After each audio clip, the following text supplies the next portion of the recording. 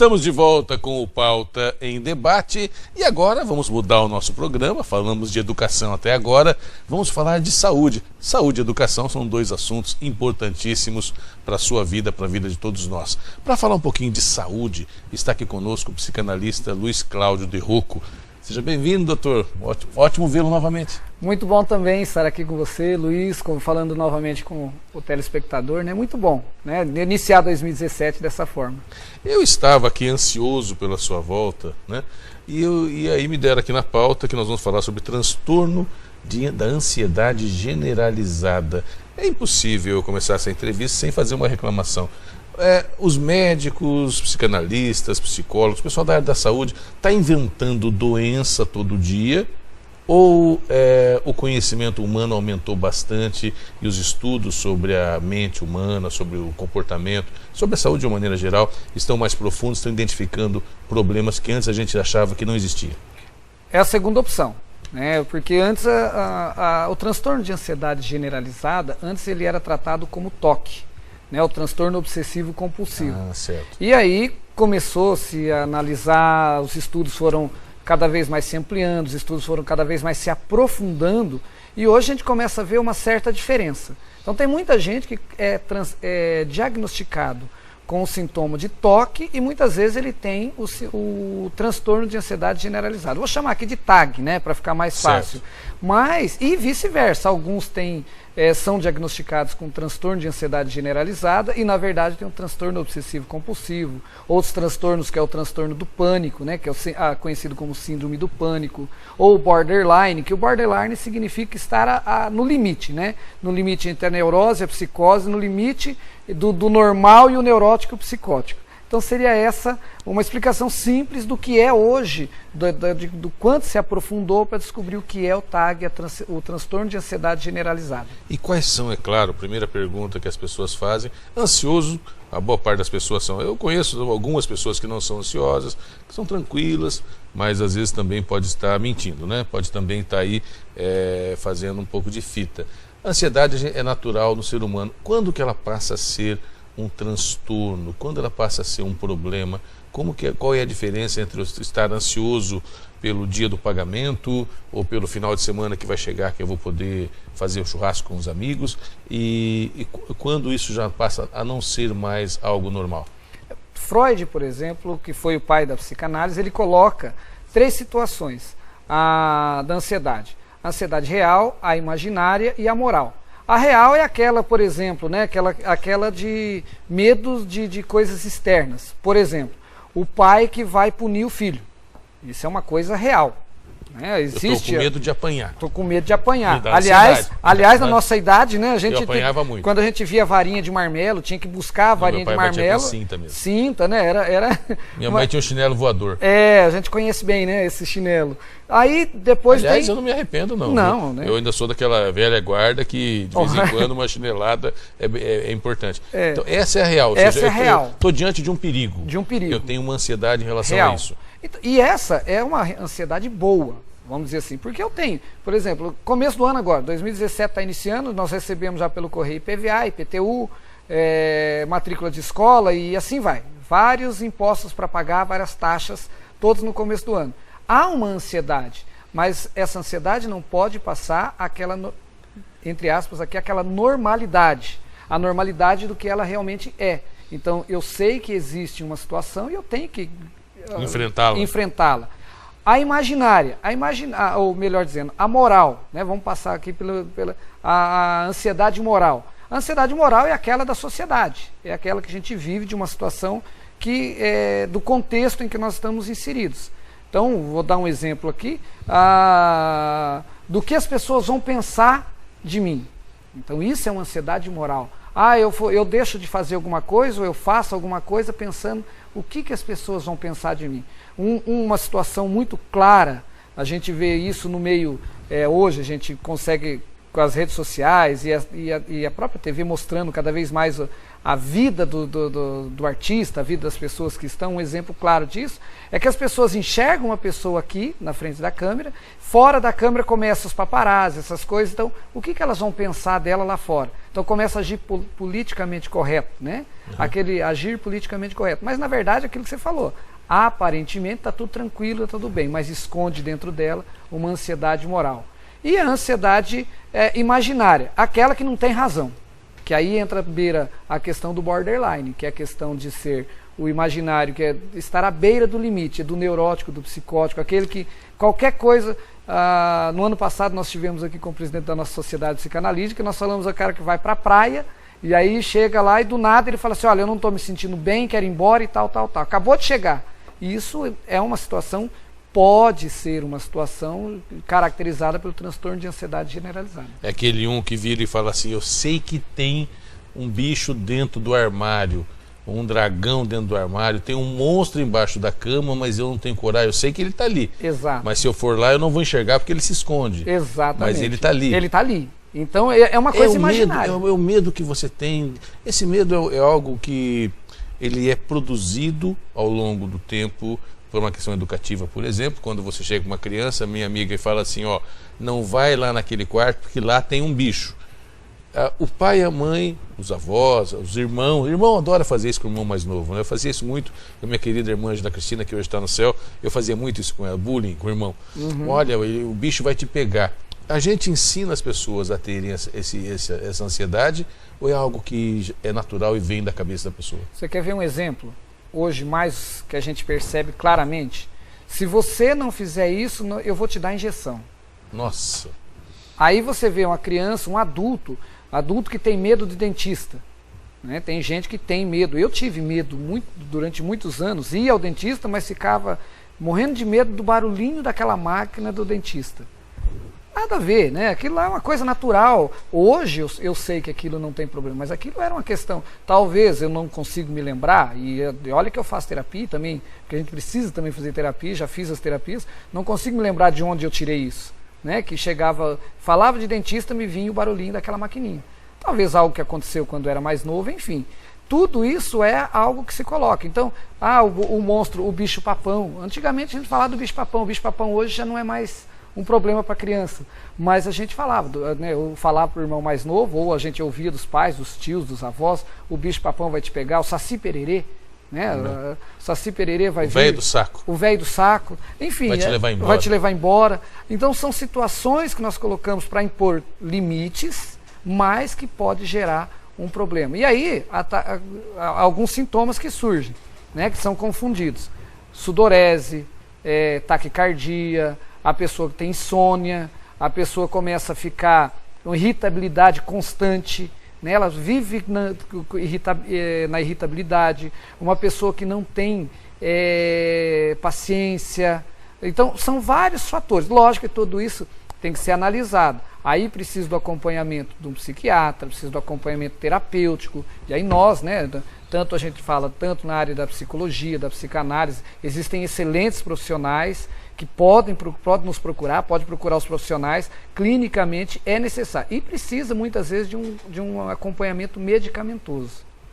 Luiz Cláudio, eu sei que eu vou falar algo aqui que talvez você não goste, até os profissionais vão ficar muito bravos comigo, mas me preocupa um pouco essa diferença que existe nos dias de hoje, como a gente começou falando aqui na entrevista, entre você ter acesso à informação, a um bom diagnóstico, e você às vezes identificar um problema que a pessoa realmente tem, e que às vezes sofre calada, porque eu sei que o sofrimento é calado. Eu tinha medo do monstro, sim, né? Quando eu era moleque eu tinha medo do monstro, sim, e era uma dor silenciosa, eu sofria calado. Eu sei que muita gente tem medos e sofrem calados, mas por outro lado eu sei também que tem gente que talvez não esteja absolutamente feliz com a sua vida, não conseguiu muitas vezes aquilo que gostaria, ou o casamento não vai bem, ou o emprego não é aquela maravilha toda, e aí começa a produzir, né, a se achar doente, achar que está doente, que tem problema. Eu estou com depressão.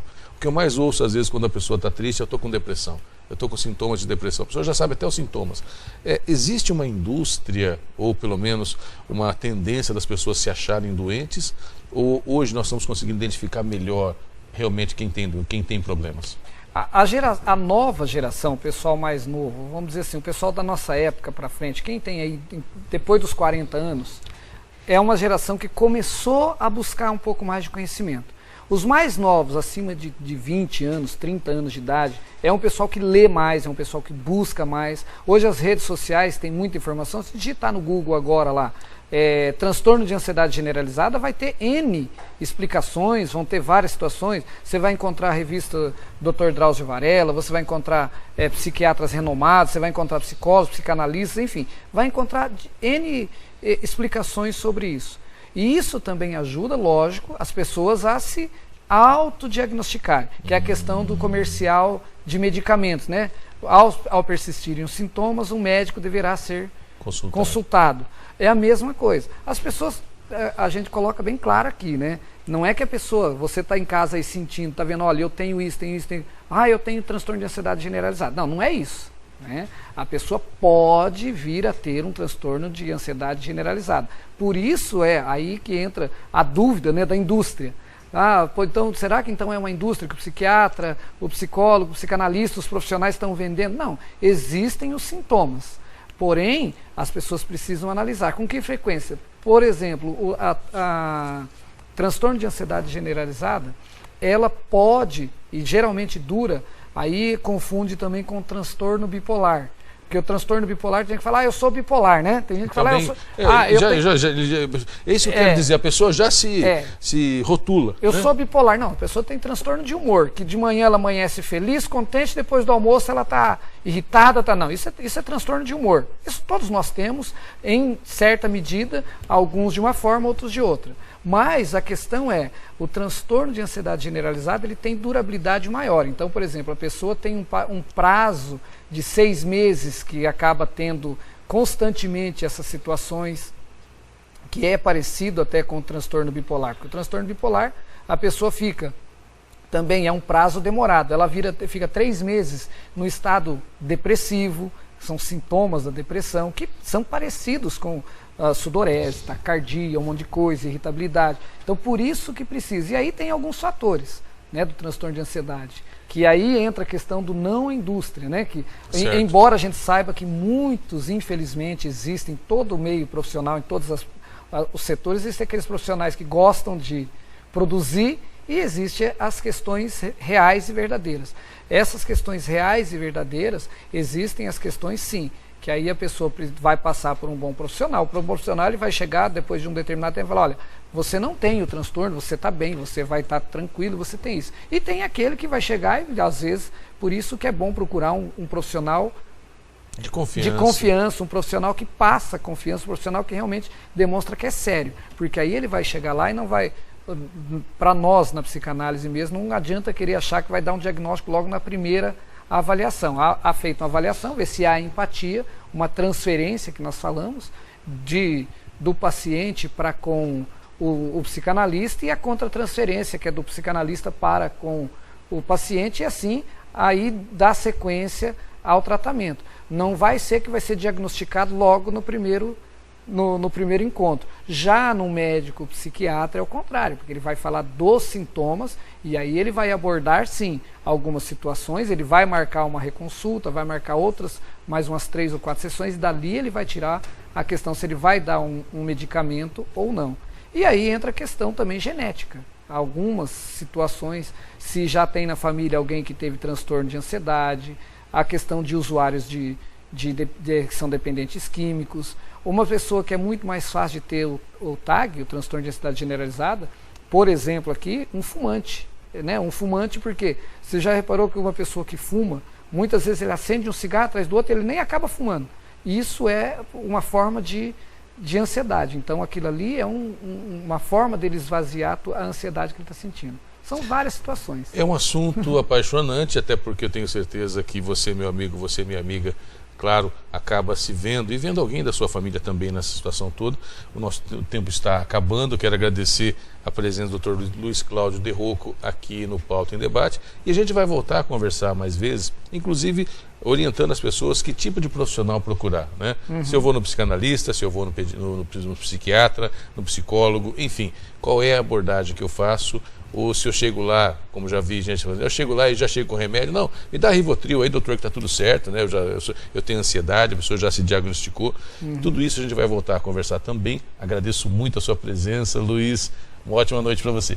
Obrigado, Luiz, obrigado ao telespectador, e se eu tiver a liberdade aqui, né? Lembrando, o pessoal que quiser entrar em contato com a gente, claro, por favor. 99844-6637, né? 99844-6637. Quiser agendar com a gente uma avaliação, só ligar e procurar a gente. Tá certo. Ótima noite. Obrigado. Agora a gente vai dar para você uma dica sensacional de como morar muito bem aqui em Londrina. Vamos falar de uma coisa boa, aliás, do melhor negócio imobiliário dos últimos tempos na região norte da cidade. O Jardim Verona. Apenas 3 minutos da Saúl Elquinde ao lado do Jardim Maria Cecília, que você conhece tão bem. Terrenos a partir de 252 metros quadrados com 12 metros de frente. Uma metragem que permite, por exemplo, 2 casas geminadas. Agora, o melhor, tudo isso com parcelas a partir de R$ 595. Meu amigo, olha só o que estou dizendo. Você vai morar a 3 minutos da Saúl Elquinde e ao lado do Maria Cecília, com parcelas a partir de R$ 595. É bom demais. Agora, para ser melhor ainda, é importante você saber quem garante o Jardim Verona. A Protenge Urbanismo, uma empresa com 30 anos de mercado e com mais de 10 loteamentos entregues aí na região norte. Então, você já sabe, quer morar bem a 3 minutos da Saúl, pagando pouco? É só no Jardim Verona. Procure hoje mesmo o plantão de vendas, que fica na Saúl Elquinde 3139, ao lado do Corpo de Bombeiros. Ou ligue agora 3356-6060. A gente vai para o intervalo agora e daqui a pouquinho mais informações do Pauta em Debate.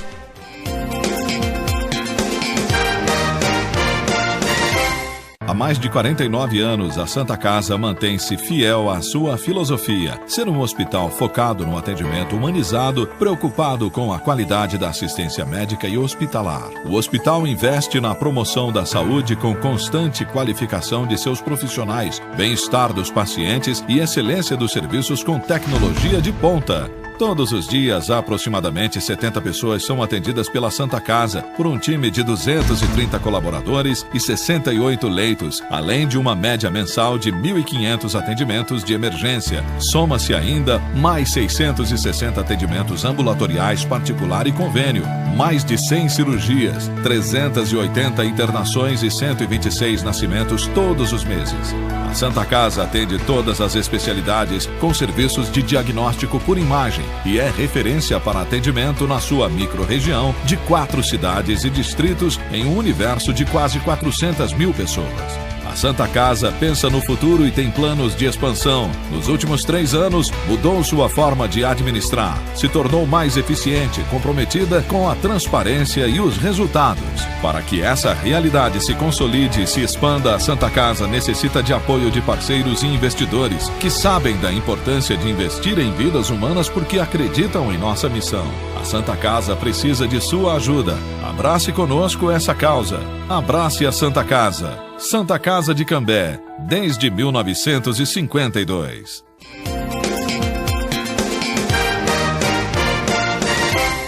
Estamos de volta com o Pauta em Debate. Espero que você tenha gostado, você meu amigo e você minha amiga, das entrevistas desta noite. E claro, deixamos o espaço à disposição de quem se sentiu citado ou que quiser colocar um contraponto. O espaço está sempre à disposição, bastando entrar em contato com a nossa produção.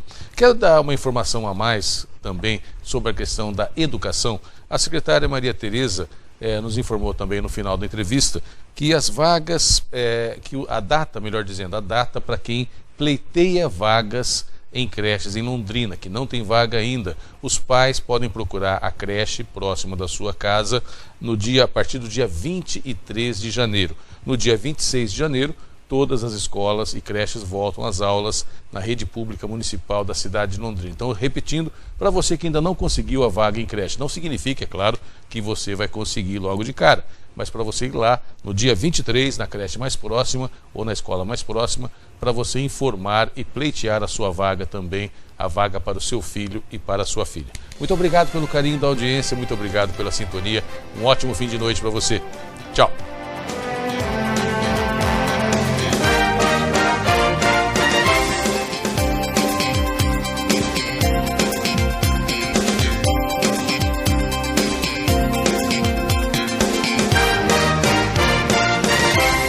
Pauta em debate. Oferecimento Vilagem de Engenho. Fone 3154-8004. Bateria Impact e Construtora Prestes.